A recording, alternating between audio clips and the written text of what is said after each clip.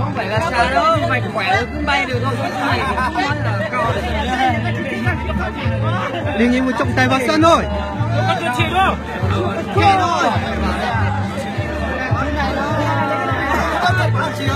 Mày quên mày mà mọi người bắt chính ra hết mà. Ôi. Quét cái này nữa. Quét này này. Đúng à?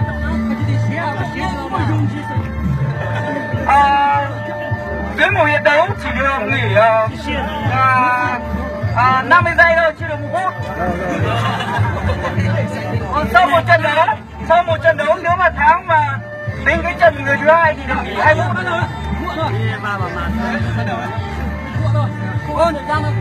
Hai vận động viên tiếp theo là vận động viên Cao và Tân chuẩn bị. Hai vận động viên tiếp theo là chuẩn bị.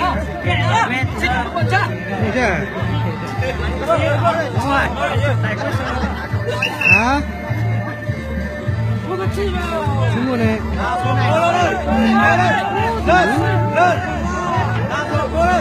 Cái sao nhỏ không? Cái sao? Tao thế này. Cái lỗ nhỏ một cái này, cái phế này.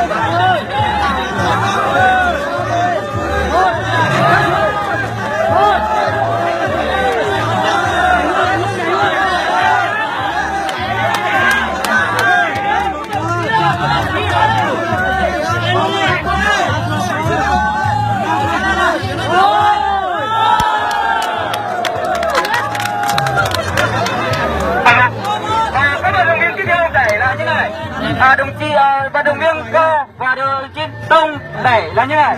Nếu như mà vận động viên đẩy mà không đẩy được ra ngoài sân mà phần thắng bên nào là được thuộc phần nào là nhiều số hơn là tiến sử là thắng. Nên là trong quá trình đẩy khoảng 5 phút mà không thắng là tiến sử là người nào mà chiến nhiều thế hơn là người thắng.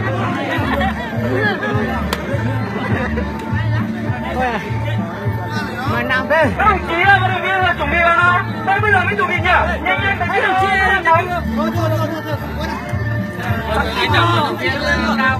Vận động viên cao rồi đồng ơi. Viên cao vào vị trí sân nào? Vào trong sân nào? Gạch lông em bây giờ mày gạch từ người muốn Đông đâu? sùng vào bây giờ mày chỉ cần ghi sùng ra đây nhánh này ra. Hay đọc cái nào?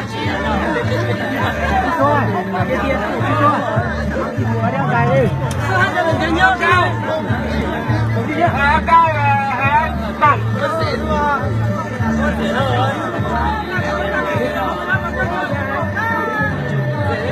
Không ta xuôi năm ngoái rồi.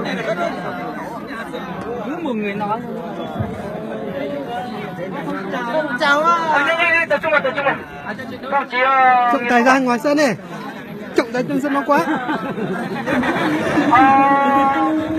Ở phía cuối sân của cái vườn chú đồng chí kia là đứa trẻ rồi lui sang một tí, sợ là các đồng chí làm ngạch của mà va chạm vào ấy. Xin mời các đồng chí khán giả và theo dõi trận đấu là phía đứng ở ngoài bầy vợt.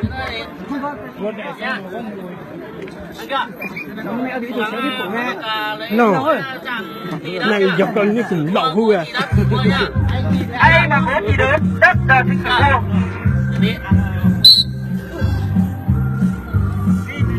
Thật nhá, phải đùa đâu. Này nhá, 3 phút mà không lấy được. Lên.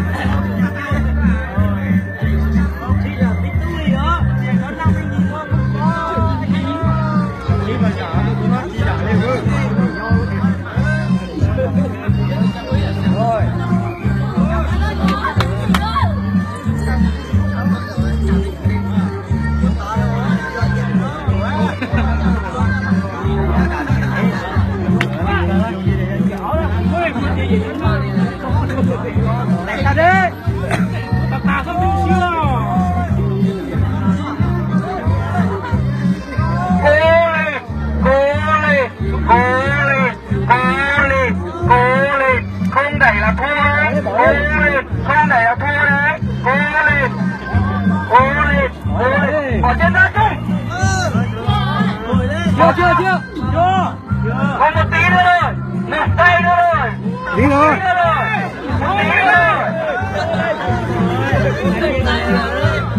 Qua hàng lấy chân này ít thôi.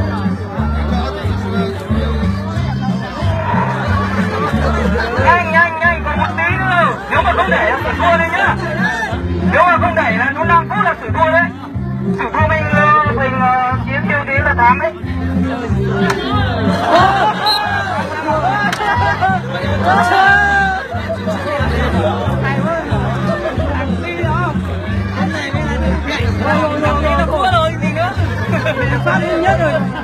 Thế đẩy luôn đấy. Bên này thua nhá. Đúng rồi. Thua nhá, bỏ gậy nhá. Bỏ gậy là thua. Cứ bỏ gậy là thua. Tôi sở tiêu này.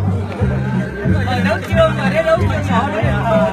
Nhìn thấy nào ghế đâu không? Ô, các đồng chí đứng dậy để cho cái đôi đồng viên ngồi nào. Đấy là đồng viên ngồi đâu? Ngồi đâu rồi nhỉ? Ngồi thôi, không phải trong đâu. Bỏ kệ quên để sử dụng ra. Hai ghế mà nào? Anh thấy một ghế đâu ạ? Ghế ra đây thôi, trên đây ghế đâu.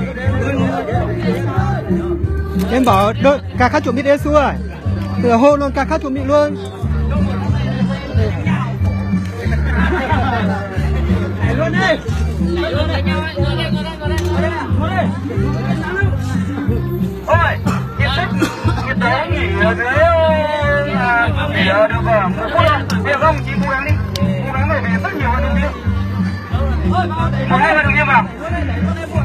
Mời 2 vận động viên. Đúng ra là việc đấu dưới là không được nghỉ đâu. Đấy, không được nghỉ đâu.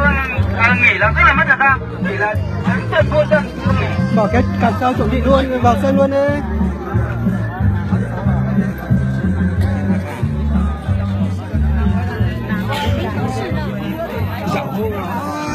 Mẹ nhân những chùa cái lửa lên lầu rồi à.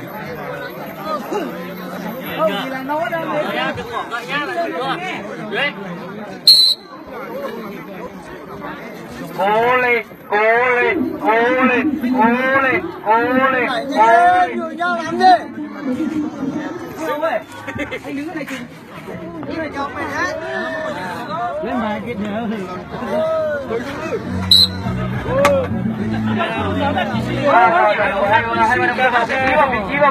Vào vị trí làm nhiệm vụ đã. Vào vị trí.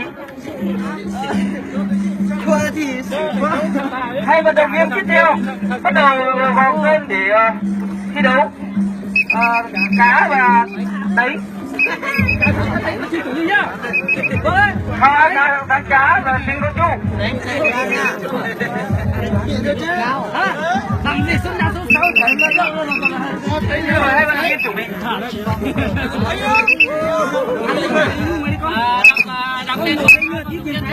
Vận động viên về con để đứng dậy nhá.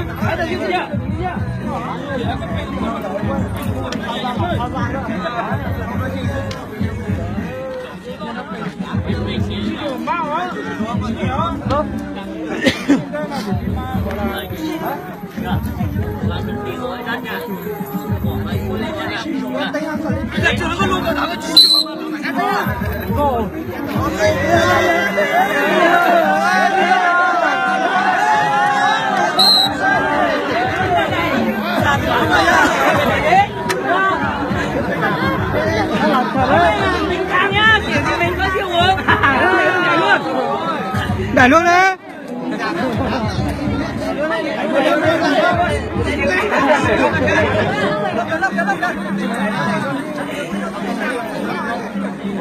Đưa ra bên này tí nào.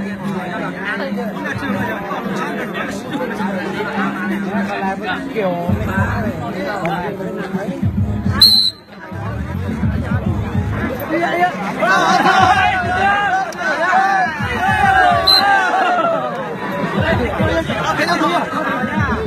Đây là đội viên tiếp theo.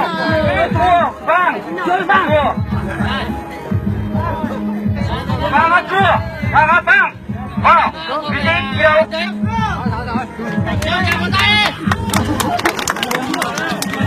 Hai chú cháu. Hai chú cháu. Hai chú cháu để đó là cái nào? Thì nó bị cắt tặng bây giờ cho nó ăn nó này. Có khăm. Cái nói sao mà chúng mình bỏ sao mà sao nhá. Hai vợ chồng đấu. Bên này là của anh nha. Bây giờ tôi vào mặt nào?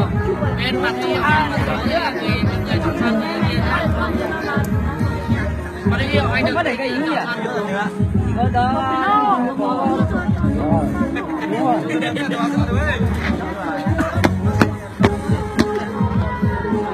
Nó là mặt chi. Nó là mặt chi à? Như để kia chiều đấy đây.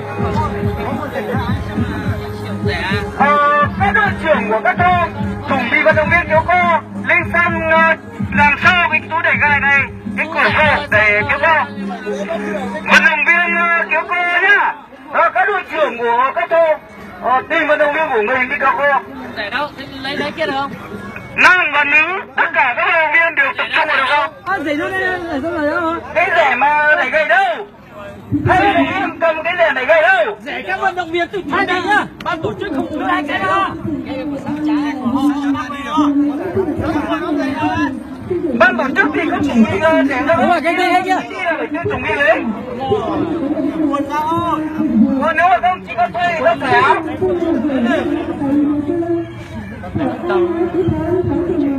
Cái kia cái của ông chống kìa. Bỏ tay ra, phóng tay rồi. Anh đẩy lên không được đâu. Tay rồi, phóng tay đấy. Được. Không có rẻ nhá. Có mình ngăn tay không được nhá, tôi sẽ từng đẩy tay không yêu, bông hết tay rồi. Chỉ còn xói nhẹ là bông hết tay. Bỏ lại của cái này thằng đấy à? Của bạn nào có? Mà để con đâu? Mà để con nào?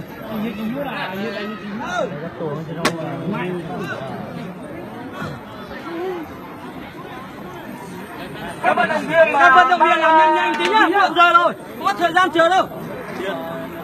Nhanh nhẹn tí. Nhanh đi. Các vận động viên tiếp theo là như này nhá. Các vận động viên phải chuẩn bị hết đi. Chuẩn bị hết tất cả cái dụng cụ để mình đi thi đấu. Vì ai đi làm nương thì phải chuẩn bị bút, chuẩn bị xe để đi thi đấu mà không mang súng không mang lên làm sao mà được. Chuẩn bị đi. Tí nó không chờ nữa nhá, nếu mà chờ lâu quá 2 phút là xử thua. Cảm ơn ý kiến nha.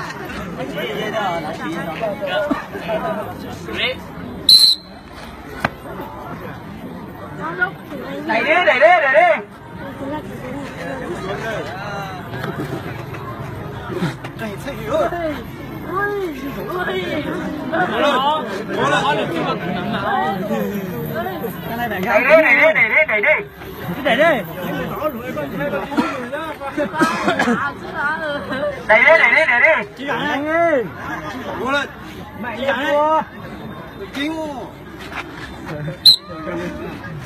Đẩy luôn.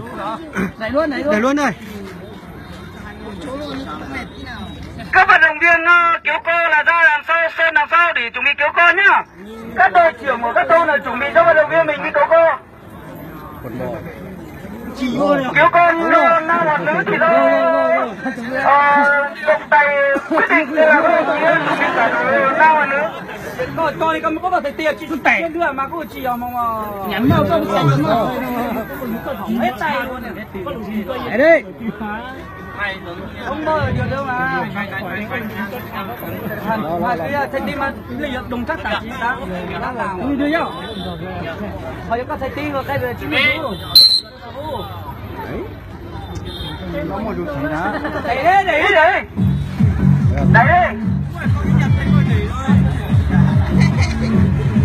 Nhảy đấy, đẩy đấy. Đẩy đi, đẩy đi. Cố lên. Cố lên.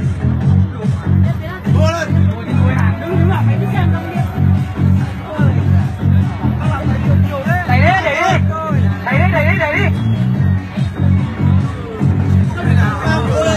Cố lên, cố lên, cố lên, cố lên, cố lên, cố lên, cố lên, cố lên, Cố lên. đẩy đi, đẩy đi. Đẩy đi. Có mũ làm chưa, có mũ làm chưa lo nào. Đẩy đi. Không đẩy là tôi trên đồng hồ nhá. Không ngồi 1 phút mà không đẩy là sơn bên nào thì thế là bên đây tặng. Lên lên.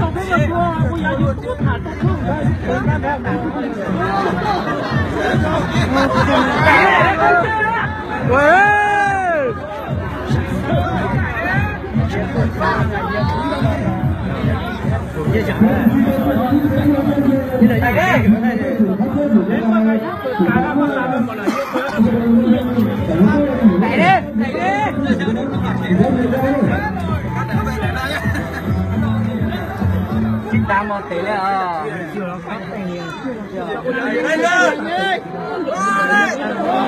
Cái lần con đưa đây rồi.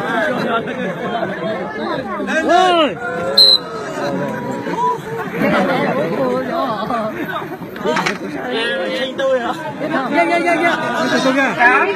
Nha. Cá mà câu nha. Nhà có chua cá mà câu. Các vận động viên là chuẩn bị khăn nhá. Ban tổ chức không chuẩn bị khăn đâu. Chua. Có vận động viên mà không chuẩn bị khăn cứ nhìn nghỉ làm sao ấy. Hoặc là các đội trưởng chuẩn bị khăn cho đội của Ngồi mình. ghế đây. Ngồi ghế đây. Tất cả ra. Khỏi phòng đi. Dạ. Hay chưa? Lấy xài khăn lớn hay? Khăn đâu? Khăn của cháu đây, của cháu đây. Mình phải nhìn khăn tí nữa mình phải lấy khăn mình. Đấy là khăn của cháu rồi. Chết mà để với nhau. Chết đây này.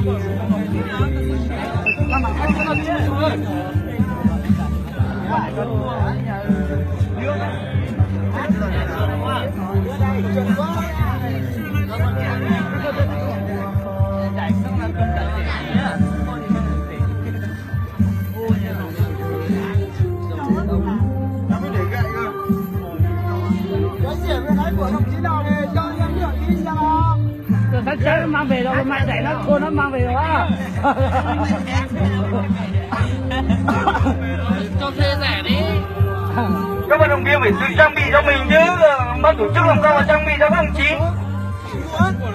Ban tổ chức không thể trang bị cho khăn nữa ông chí đâu. Các ông chí đến đây nếu mà các ông chí cởi hết quần là ban tổ chức không dám đâu mà. Đẩy đi. Nhá.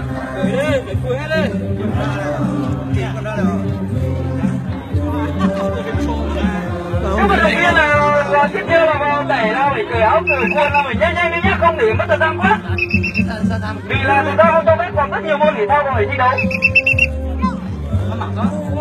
Sao một người đâu mà. Không nhìn thấy à? Phải đấu thủ rồi. Thế ra mà không nhìn thấy à? Mày không nhìn thấy à? Đứng trong đấy.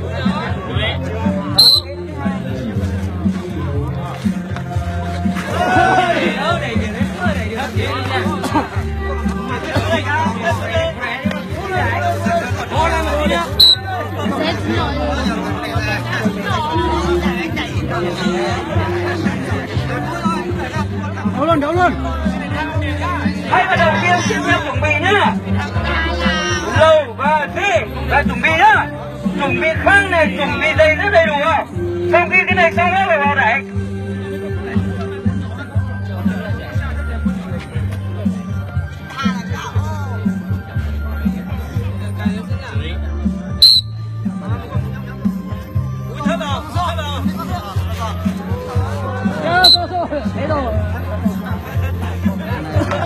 Vào vị trí Cam Sơn để làm nhiệm vụ.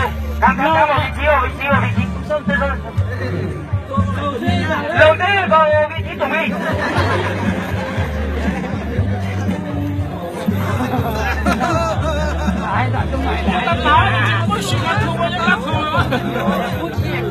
Thế nó mới hay. Gà trong nhà, cho anh gà trong nhà.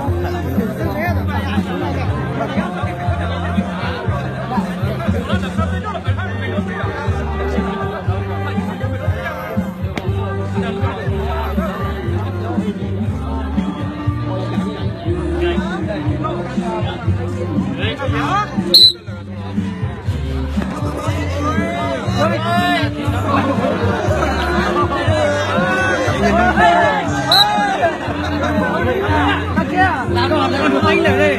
Làm luôn.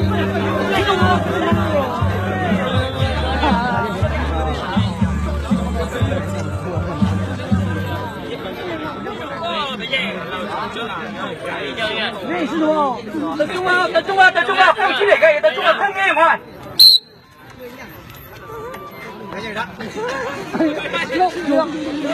Tập sáu rồi gì?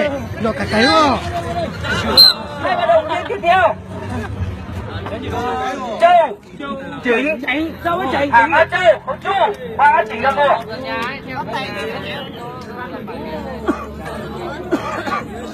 Tôi tôi này. Tôi tôi tôi rồi. Cố lên nhá trời ơi.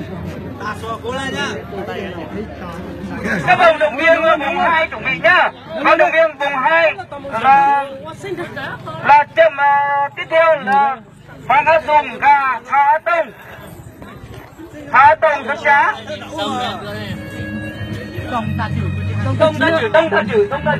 Thả Tông. Sông Đạp Tông ta chữ.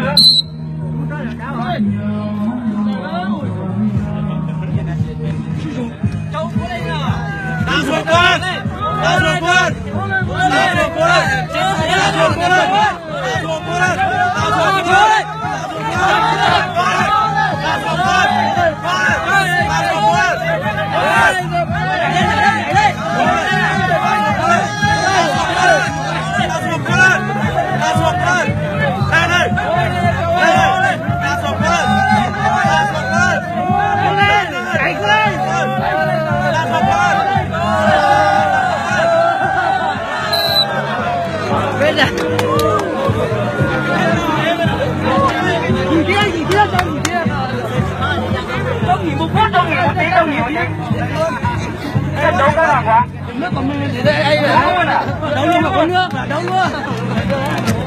Câu hỏi ra. Thì các đồng chí phải chơi để cho các bác mà dùng máy phát trực tiếp thì khán giả ở những nơi khác nhìn nó mới chơi cấn.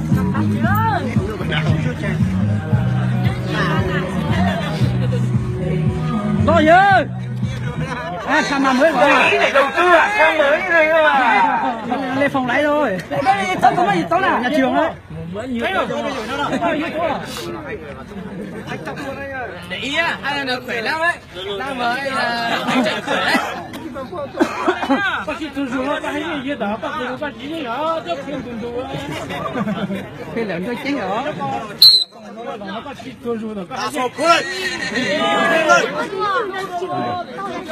Nhiều hơn tí. Cố lên.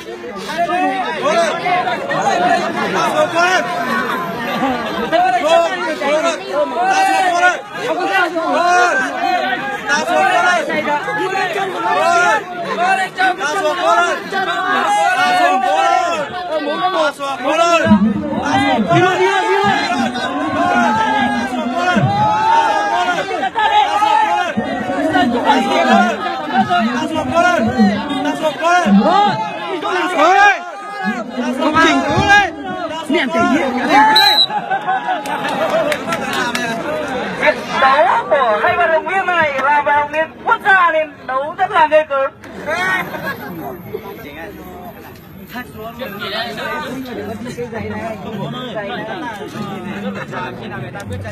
Bây giờ Châu không nghỉ nhá. Châu đấu luôn đi. Không nghỉ gì nữa. Mệt rồi. Anh vào đây đi xem có mệt không?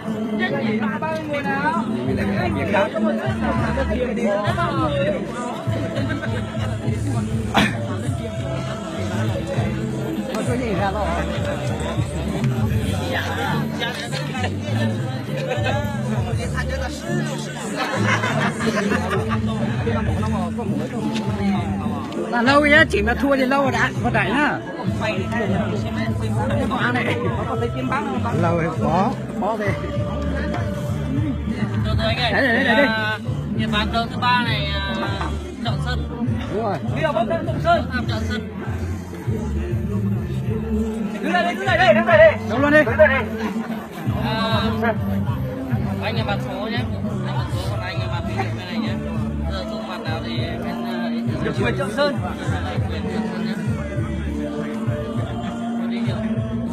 Có chọn sân có chút toàn thế nào?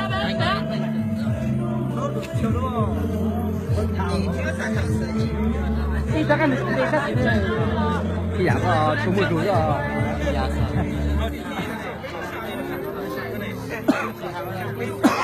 Ôi nha, anh tỉnh nhá. Cố lên nhá.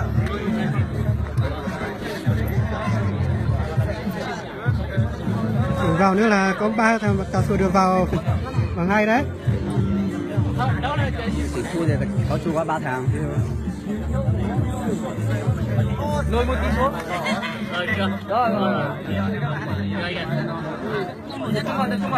Tập trung vào. Hai vận động viên tập trung vào. Nghe hiệu lệnh. Đẩy đi. Đi chân trụ vào.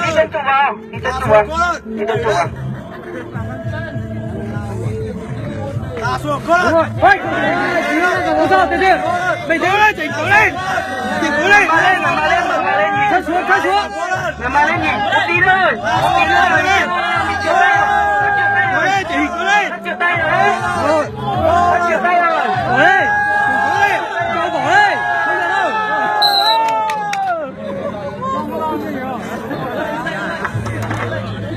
Thôi Châu Nhất thắng một lần rồi. Hỏi giả không? Ngồi đây. Sang bên này. Hai vận động viên tiếp theo. Sùng và Hà Tông. Vào đây. Tông ta chữ ơi. Trận đấu sao kết thúc được, đây thua là chắc rồi. Cứ đặt trận đấu đi, vòng này xong là chênh rồi đấy. Thắng được vòng này là có giải. Bắt đầu có giải. Đấu đi. Thắng được vòng này là bắt đầu có giải. Vòng này xong là có giải đấy.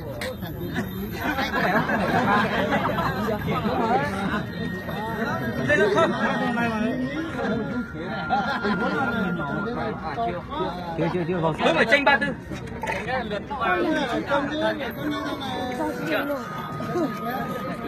Tập trung vào. Anh Hiếu.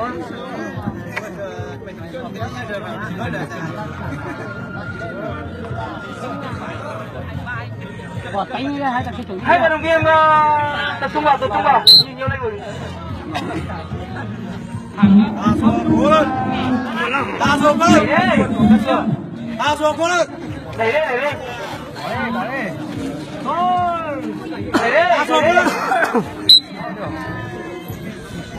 Này phải các su ấy kỳ vào đại đi ấy được.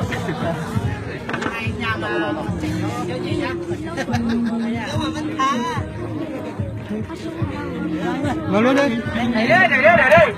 Hàng Á Tĩnh phát chưa? Ra cho ta sẽ chuẩn bị nhá. Hàng Á Tĩnh bằng Á Thua chuẩn bị dụng cụ đầy ghép. Để bán.